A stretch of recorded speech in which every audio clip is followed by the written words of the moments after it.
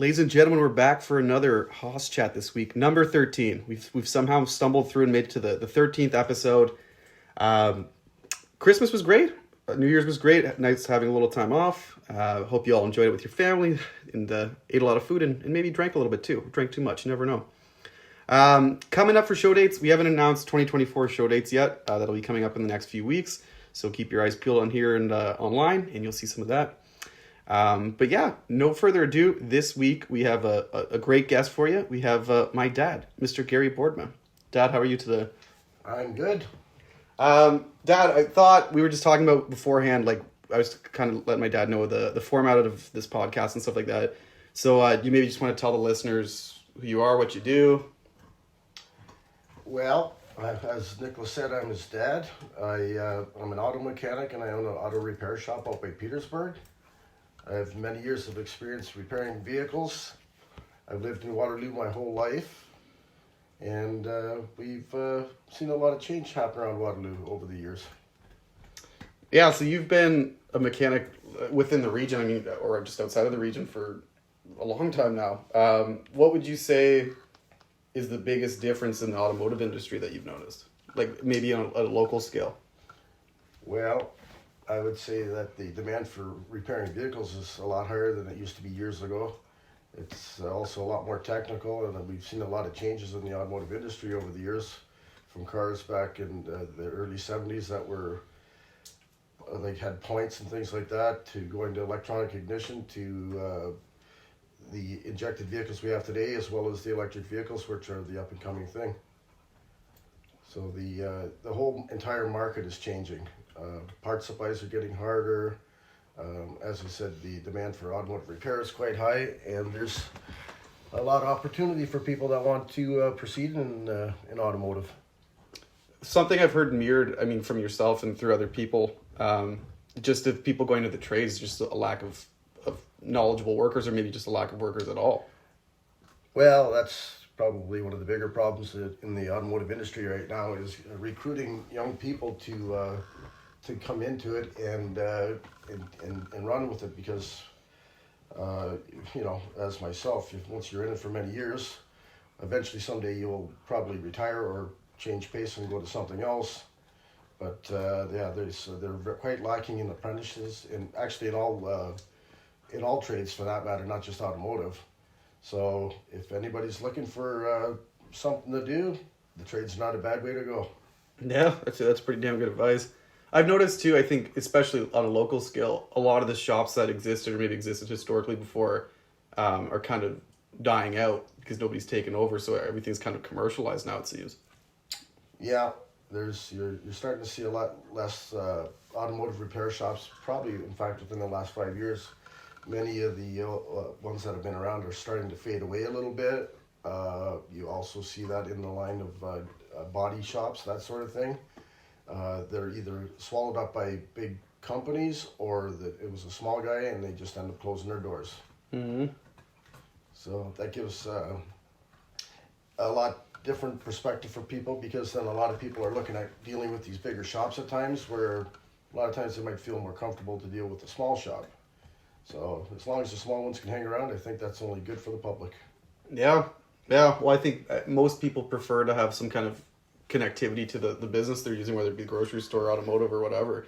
I think people are losing that because everything's commercialized or online, and it just doesn't work like that.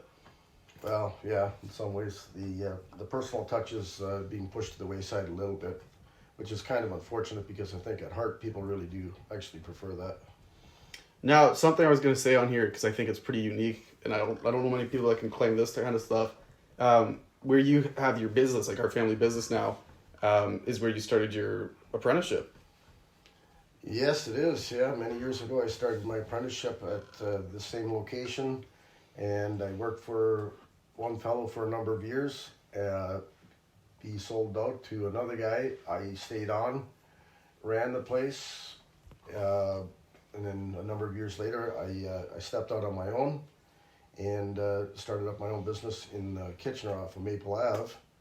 And that worked fantastic. And then after that, there was an opportunity to end up back where I am now, which is, for me, a full circle situation. And it ended up working out very well for me in the end. Now, I mean, I'll kind of keep this general, but I think a lot of people that listen to this are, somewhat entrepreneurial. There's some musicians, some artists, people of all walks that listen to this. What's one tidbit you think you've picked up over the years of maybe obviously being a business owner isn't always roses. There's probably a lot of hills and valleys to it. What's something you'd say to the listeners to kind of keep in mind, or a little bit of advice? Well, like anything, once you're exposed to it, you learn a lot more than what you ever could imagine would be a part of it. But really, I guess be honest, be patient, and hopefully you have a passion for what you do, which will be the driving force to keep you going.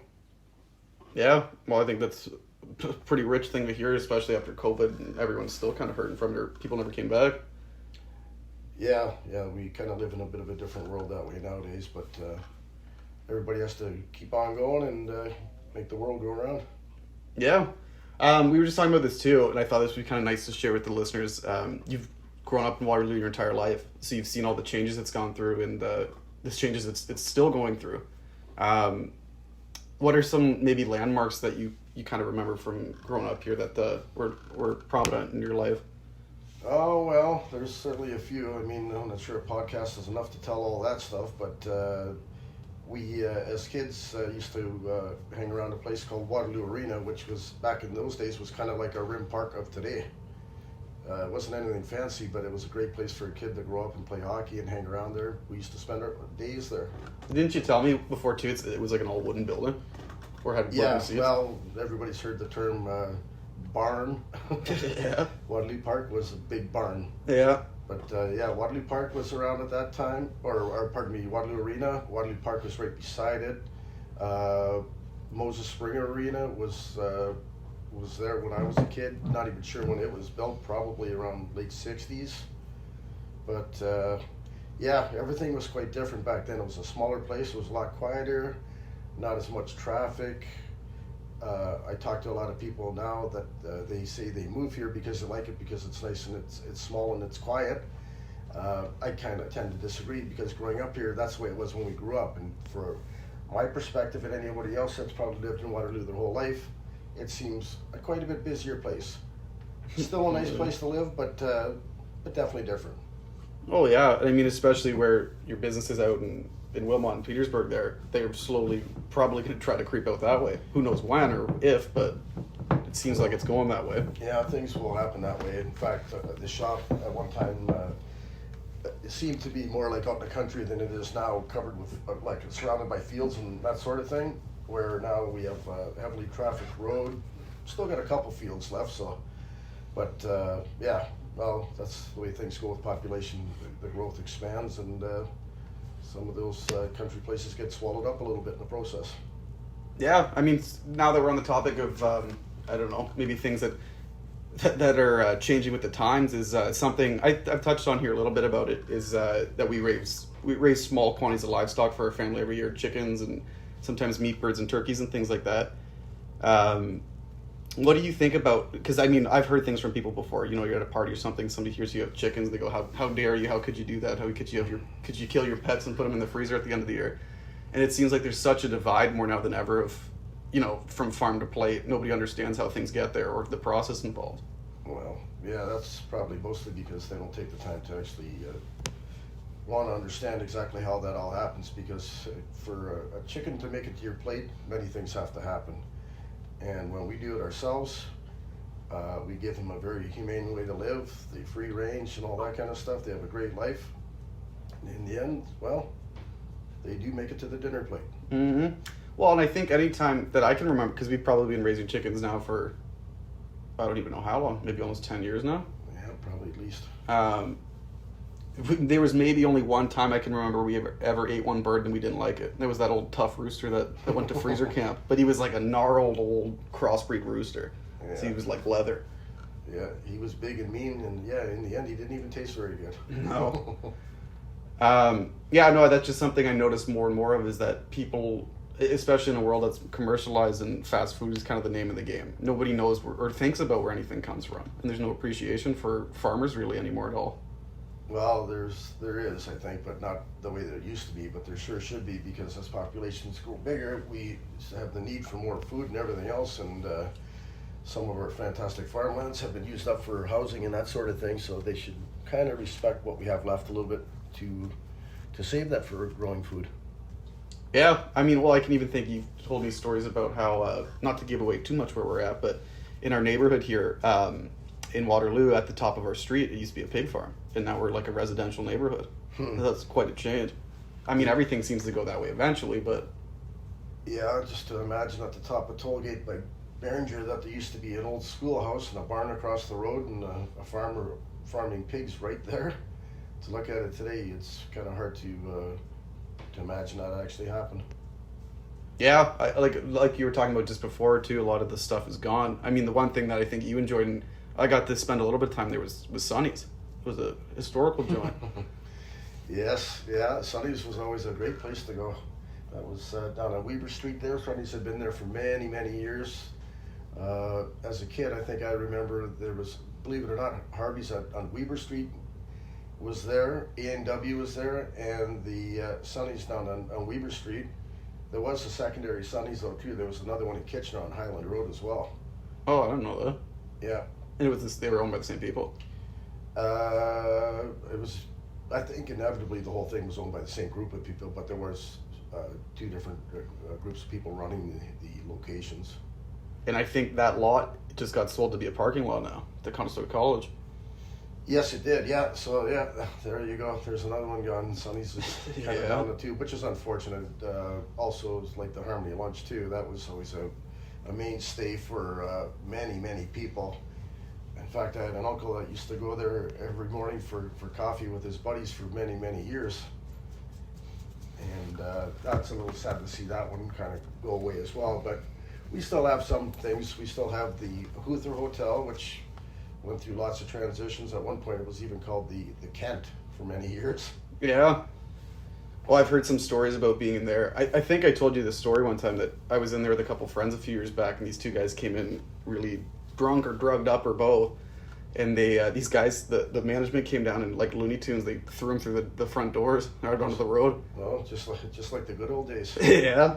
Yeah.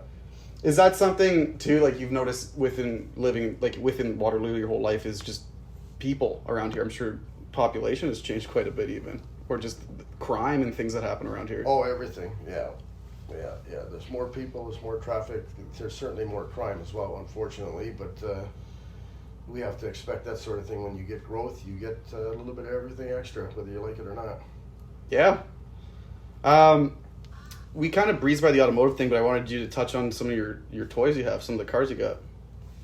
So I think they're pretty unique compared to what other people have. Oh, yeah. Well, I've been in the trade for many, many years, and I like lots of different vehicles, but I certainly quite levitate towards the old vehicles, and I have a pretty decent collection of old cars, Beaumonts, Firebirds, cars like that. So that's kind of the fun part sometimes nowadays, is that I've grown with the automotive industry over the years, so I've just moved along with it, with the technology and everything else. So we work on old vehicles, we work on up-to-date vehicles. So it's kind of fun when we get customers that actually have some of the old-time vehicles and they still want to bring them up for repairs, because there's not probably a lot of shops around that you can show up with a 1968 Camaro and have them work on it, or feel confident that they should work on it. Maybe, but well, it's one thing I've always noticed about you being around the shop, is that it seems like your clients, or the clients that you do have, they trust you with their, especially like vintage and cars, because they can see that you're very knowledgeable on and relatively passionate about it. Yeah, well, we have a customer base that stems back for many, many years, so we have a lot of trusting customers, which we really appreciate, because it works both ways. They're good to us, we're also good to them. Yeah. And with that, yeah, we get quite a variety of different vehicles and trucks and campers and things like that. Sometimes boats. We're not really the typical shop. We've got a very wide variety of things that we actually do work on. So that's always been kind of interesting over the years.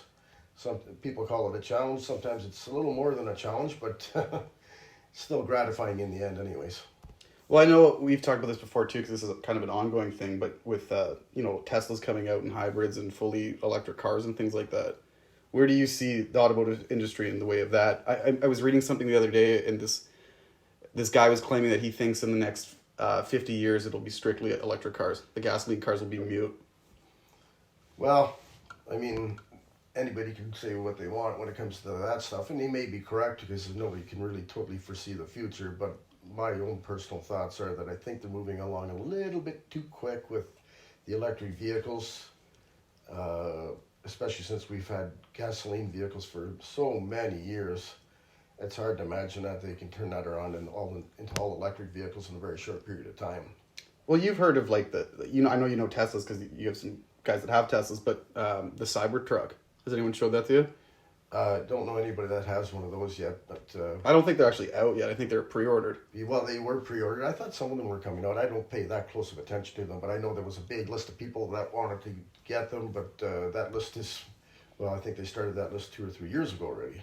Yeah, because I think they were supposed to come out this year or something, but they've been delayed or something. Yeah. But yeah, electric stuff, it's interesting. I mean, and you have to move with the times. If that's the way it's going, then that's the way we have to get schooled up for. But I do think they're moving a little bit too quick, pushing the public along with that stuff. And I'm not sure we know all the ins and outs of it yet. If I had to say I was going to move that direction myself with a vehicle, I would certainly go to a hybrid. I wouldn't go to a full electric, I don't think. And sometimes you're better to sit back a little bit and not be first in line for all the new stuff, because sometimes you might not just be first in line, you might also be the guinea pig. Yeah, well, what I've been hearing from some people, like, families of people that I know that have Teslas, the batteries are kind of shot in our winters when it does get kind of nasty, that they're not really designed for Canadian winters. Well, yeah, you get stuff like that, and then of course, yeah, the batteries won't function quite as well, and there's obviously a bigger demand on the battery in the wintertime because of your heaters and all that sort of thing, which does cut down your ability to drive a long distance.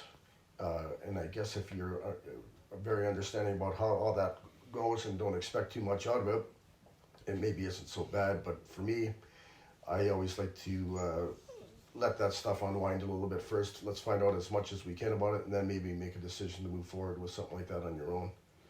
But yeah, because the cost of batteries, that could be quite expensive. Some of these cars are heavier. They can wear out front end parts easier. They also wear out tires faster. I don't know that much about it just yet, but I'm certainly willing to learn and kind of go with it. But I just think we're still in the very early stages of all that stuff at the moment. Yeah, well, I think that was really well said.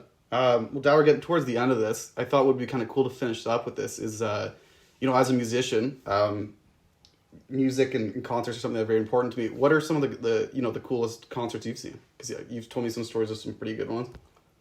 Oh, concerts? Well, over the years I've seen a few, not for a long time. Well, of course, when we went down to Kentucky to see Hank Williams Jr. was really great. Yeah, that was a good one. I had been over to the border years ago. I can't remember all the bands. It was like 10 bands. Iron Maiden, Loverboy. There was a whole bunch of them. It was a huge concert. That was a great concert. Didn't you and Mom tell me a story one time you guys went to see like Judas Priest or something, and they were protesting out front because they said he was a Satanist? Oh yeah. You would see stuff like that happen down in Toronto and places like that. Strangely enough, a lot of people don't know that years ago there was many concerts performed at the Kitchener Auditorium. We went there. I think we saw Alice Cooper there. Rainbow and Scorpions both played there, and many others too. In fact, if I'm not mistaken, I thought I heard that Led Zeppelin even played there. They did, because I think if you go down to Ethel's, like Uptown Waterloo, they got that concert poster on the wall. Oh yeah. I think they got most of those up there still. Oh yes, and just so you know, Ethel's actually used to be a KFC years ago. Really? Yeah. Now that you say it, I can tell because of the sign and everything. If you watch in there is one sign of Colonel Sanders on the wall. Oh, I've seen that. Yeah. Oh. Yeah. If you're listening and you're not from the area, you don't know what Ethel's is. It's kind of like a little watering hole beer joint kind of thing. It's been around, probably since. Oh boy, I'm not sure. Ethel's has probably been around since probably 1990. I might be off on that a little bit, but somewhere around there. But yeah, well, Dad, thank you for doing this. I'm sure we'll have to have you on again because I don't even think we touched the surface on a lot of the stuff we're going to talk about. Yeah. What's maybe some fun, without being too dramatic about it? Or, we talked about business and kind of setting out, and I think you're a Class A story of dedication, hard work, and really applying yourself to something you can kind of get to where you want to be. What's like a final thought you'd like to share with the listeners? Well, and stuff like that, I would simply say, if you see something in your sights that you want to do, don't be afraid to give it a try. I used to work for a guy that used to tell me that he could do anything, and I'm pretty sure at times he actually believed that he could, and he did very well for himself, and it was all attitude that made it happen. Yeah, that's great. Thank you, Dad. Thank you guys for listening. We'll be back next week. And no show dates released yet, but keep your eyes out. Just put a live performance of Beam Blues live at Locust Ridge up on YouTube, so go check that out. And we'll see you again soon. See you, folks.